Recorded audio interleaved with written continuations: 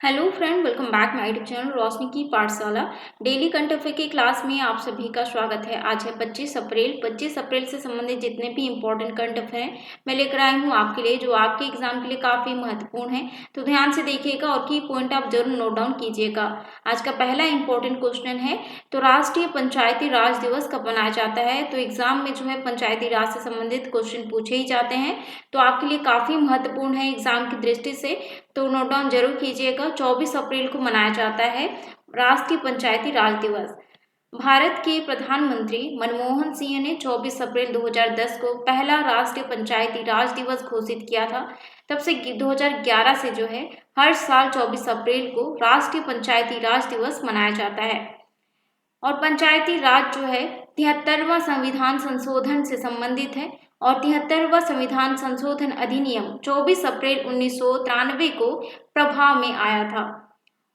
73वें संशोधन अधिनियम 1992 के द्वारा भारतीय संविधान में एक नया भाग 9 शामिल किया गया है, जिसमें 16 अनुच्छेद, कौन कौन से अनुच्छेद, अनुच्छेद 283 ए से लेकर जो है 243 ओ तक जो है शामिल किया गया है, और संविधान की 11वीं अनुसूची को भी इसमें शामिल किया गया है।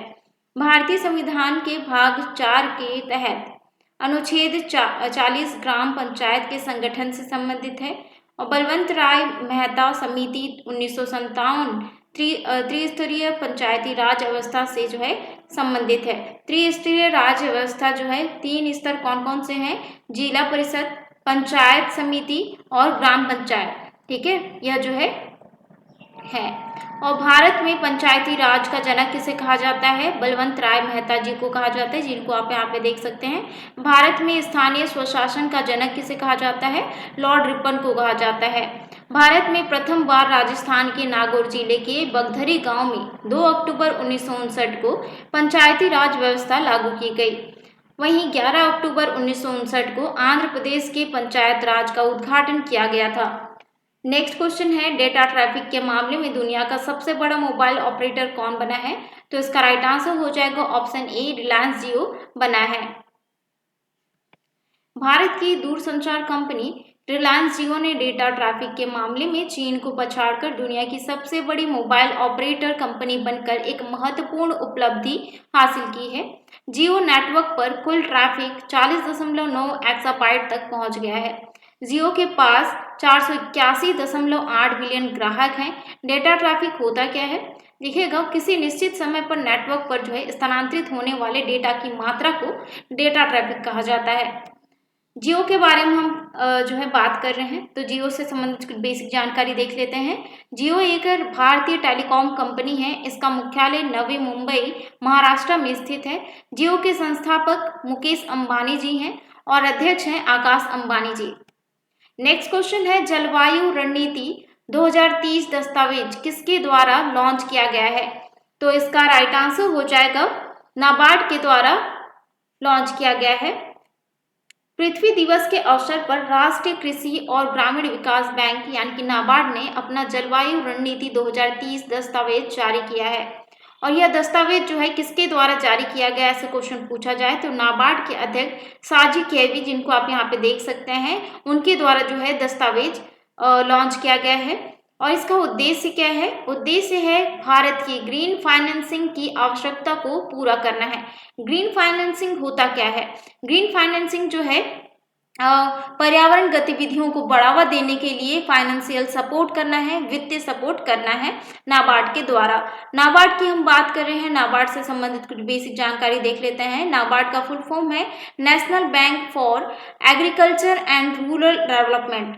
ठीक है, तो यह गठन जो है, इसका गठन हुआ था 12 जुलाई 1982 को। अध्यक्ष हैं केवी साजी और मुख्यालय है मुंबई में। यह मुख्य रूप से देश के ग्रामीण क्षेत्र पर ध्यान केंद्रित करने वाला एक विकास बैंक है।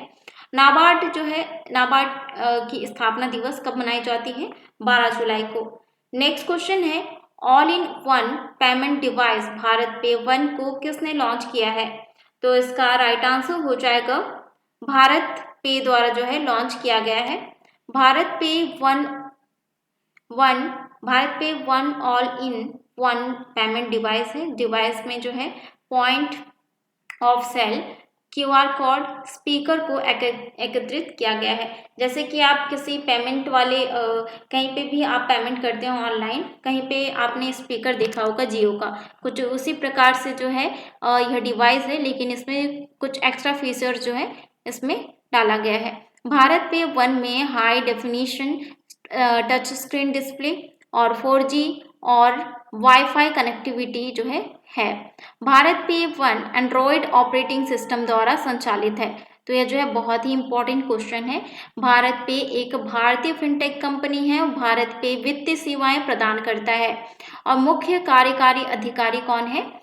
नलिन नेगी हैं। भारत पे की स्थापना 2018 में की गई थी और संस्थापक कौन है? अनिल ग्रोवर, शाश्वत नकराणी और भाविक कोलाडिया हैं। नेक्स्ट क्वेश्चन है, अंतरिक्ष विज्ञान के क्षेत्र में आर्यभट्ट पुरस्कार किसे प्रदान किया गया है?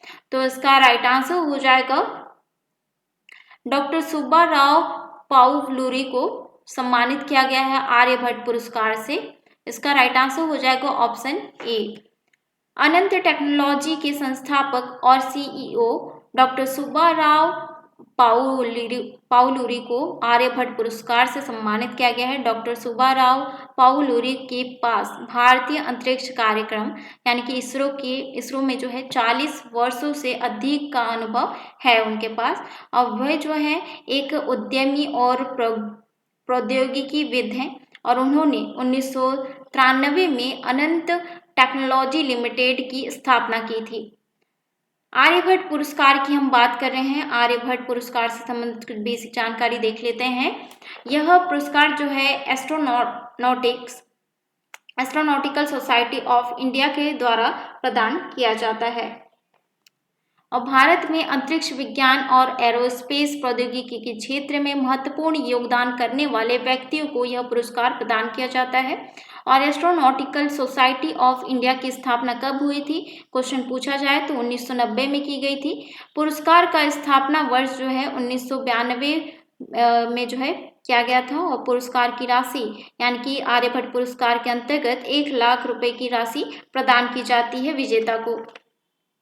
आर्यभट्ट की हम बात कर रहे हैं। आर्यभट्ट कौन है, इससे संबंधित जो है क्वेश्चन पूछा जाता है। ठीक है, तो भारतीय गणित और भारतीय खगोल विज्ञान के शास्त्रीय युग के प्रमुख गणितीय खगोल शास्त्री में से पहले में से एक हैं आर्यभट्ट जी। ठीक है, और आर्यभट्ट द्वारा जो है रचित 3 ग्रंथों की जानकारी आज भी उपलब्ध है। कौन कौन सी ग्रंथ हैं? दसगीतिका, आर्यभट्टीय और तंत्र। ठीक है, नेक्स्ट क्वेश्चन हम देख लेते हैं। Cotton operation of India limited में मुख्य सत्कर्ता अधिकारी के रूप में किसे नियुक्त किया गया है? तो इसका राइट आंसर हो जाएगा निधि एस जैन को नियुक्त किया गया है। ऑप्शन सी इसका राइट आंसर है। केंद्र सरकार ने cotton operation of India limited के मुख्य सत्कर्ता अधिकारी के रूप में निधि एस जैन की नियुक्ति को मंजूरी देती है और निधि जैन 2009 बैच की भारतीय लेखा परीक्षा और लेखा सेवा के अधिकारी रही हैं। भारतीय कपास निगम लिमिटेड की हम बात कर रहे हैं तो इसकी स्थापना की गई थी 1970 को। मुख्यालय मुंबई में है। कपास के व्यापार, खरीद और निर्यात से संबंधित विविध गतिविधियों के लिए भारतीय कपास निगम लिमिटेड की स्थापना की गई थी। कपास के बारे में हम बात कर रहे हैं। कपास से संबंधित बेसिक जानकारी हम देख लेते हैं। इससे संबंधित जो है क्वेश्चन पूछे जाते हैं फसल से संबंधित। तो यह कपास जो है खरीफ फसल है और विश्व में चीन के बाद भारत जो है कपास का दूसरा सबसे बड़ा उत्पादक देश है। भारत में कपास के आर्थिक महत्व को देखते हुए इसका नाम रखा गया है व्हाइट गोल्ड। ठीक है, और गुजरात राज्य जो है कपास का सबसे बड़ा उत्पादक राज्य है। काली मिट्टी कपास के विकास के लिए सबसे उपयुक्त मानी जाती है। नेक्स्ट क्वेश्चन है, किस देश की संसद में ने शरणार्थियों को रवांडा भेजने के लिए जो है विधेयक पारित किया है? तो इसका राइट आंसर हो जाएगा ब्रिटेन देश की संसद ने शरणार्थियों को रवांडा भेजने के लिए विधेयक पारित किया है। यूके ने रवांडा सुरक्षा, शरण और आव्रजन विधेयक नामक नए कानून को जो है मंजूरी दी है और यह विधेयक ब्रिटेन की सरकार को प्रवासियों को रवांडा भेजने की अनुमति देगा। यानी कि रवांडा के जो निवासी थे वो वहाँ पे रह रहे थे ब्रिटेन में, तो वहाँ के लोगों को जो है वापस भेजने के लिए यह कानून जो है चालू की गई है। इस विधेयक को लाने का पहली बार विचार किया गया था 2022 में ब्रिटेन के पूर्व प्रधानमंत्री बोरिस जॉनसन द्वारा, और ब्रिटेन की सरकार रवांडा को अवैध शरणार्थियों के लिए 3,000 करोड़ रुपए जो है देगी, और इस रुपए से रवांडा शरणार्थियों के लिए घर और रोजगार की व्यवस्था कराया जाएगा। रवांडा की हम बात कर रहे हैं, रवांडा से संबंधित कुछ बेसिक जानकारी हम रिवाइज कर लेते हैं। रवांडा जो है अफ्रीका महाद्वीप में स्थित एक देश है। राजधानी किगाली है और राष्ट्रपति हैं पॉल कागामे, प्रधानमंत्री हैं एडी नगीरेटे, मुद्रा है रवांडा फ्रैंक। तो यहाँ पे आप देख सकते हैं रवांडा जो है कौन कौन से देश के साथ अपनी सीमा साझा करता है, तो युगांडा के साथ, तंजानिया के साथ और बुरुंडी के साथ और democratic Republic of the Congo के साथ अपनी सीमा साझा करता है। नेक्स्ट हम देख लेते हैं खोगजोम दिवस किस राज्य में मनाया गया है। तो यह जो है बहुत ही इम्पोर्टेंट क्वेश्चन है, ठीक है। यह जो है युद्ध से संबंधित क्वेश्चन है। तो यह मणिपुर में मनाया गया है। प्रत्येक वर्ष 23 अप्रैल को मणिपुर में खोगजोम दिवस मनाया जाता है। 1891 के एंग्लो मणिपुर युद्ध खोगजोम युद्ध के दौरान अपनी जान गंवाने वाले योद्धाओं की याद में यह दिवस मनाया जाता है। एंग्लो मणिपुर युद्ध 1891 में मणिपुर की स्वतंत्रता के लिए यह युद्ध लड़ा गया था।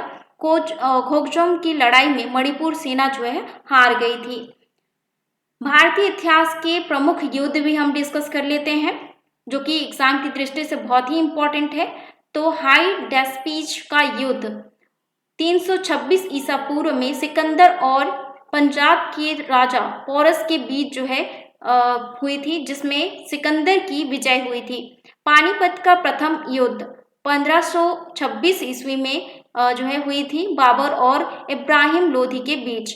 तराइन का प्रथम युद्ध हुआ था 1191 ईस्वी में, मोहम्मद गौरी और पृथ्वीराज चौहान के बीच हुआ था, जो कि पृथ्वीराज चौहान जी की विजय हुई थी। पानीपत का द्वितीय युद्ध जो है 1556 ईसा पूर्व अकबर और हेमू के बीच में हुई थी। और घाघरा का युद्ध जो है 1529 ईस्वी में, इसमें बाबर ने मोहम्मद लोदी ने नेतृत्व में अफगानों को हराया था। तो पहालदी घाटी का युद्ध जो है 1576 ईस्वी में अकबर और राणा प्रताप के बीच, जिसमें राणा प्रताप की हार हुई थी। और पानीपत का तृतीय युद्ध जो है 1761 में अहमद शाह अब्दाली और मराठों के बीच हुई थी, जिसमें फ्रांसीसियों की हार हुई थी। और भारत चीन सीमा युद्ध 1962 चीनी सेना द्वारा भारत के सीमा क्षेत्रों पर आक्रमण किया गया था। और बक्सर का युद्ध 1764 अंग्रेजों और सुजाऊ दौला मीर कासिम एवं शाह आलम द्वितीय की संयुक्त सेना के बीच अंग्रेजों के बीच जो है युद्ध हुई थी। नेक्स्ट क्वेश्चन है, ITTF टेबल टेनिस विश्व रैंकिंग में भारत की शीर्ष महिला खिलाड़ी कौन बनी है। तो इसका राइट आंसर हो जाएगा श्रीजा अकुला बनी है। ITTF टेबल टेनिस विश्व रैंकिंग में श्रीजा अकुला विश्व रैंकिंग के 38वें स्थान पर पहुंच गई हैं। इसके साथ ही श्रीजा अकुला भारत में शीर्ष रैंक वाली महिला एकल टेबल टेनिस खिलाड़ी बन गई हैं। तो हम बात कर रहे हैं ITTF की, तो इसका फुल फॉर्म है इंटरनेशनल टेबल टेनिस फेडरेशन। इसकी स्थापना की गई थी 1926 को। मुख्यालय लॉज़ेन स्विट्जरलैंड में स्थित है। सदस्य देश कितने हैं? 227 देश हैं और अध्यक्ष कौन है? पेड्रा सॉलिंग है। नेक्स्ट क्वेश्चन है और आज के लास्ट करंट अफेयर के क्वेश्चन हम देख लेते हैं। भारत की सबसे बड़ी जलवायु घड़ी का अनावरण कहाँ किया गया है? तो इसका राइट आंसर हो जाएगा ICAR, तो CSIR मुख्यालय दिल्ली में इसका जो है किया गया है। CSIR ने जलवायु परिवर्तन जागरूकता बढ़ाने के लिए नई दिल्ली में भारत की सबसे बड़ी जलवायु घड़ी का अनावरण किया है, जिसको आप यहाँ पे देख सकते हैं। वैज्ञानिक और औद्योगिक अनुसंधान परिषद भारत में वैज्ञानिक और औद्योगिक और आर्थिक विकास को बढ़ावा देने के लिए एक अनुसंधान और विकास संगठन है।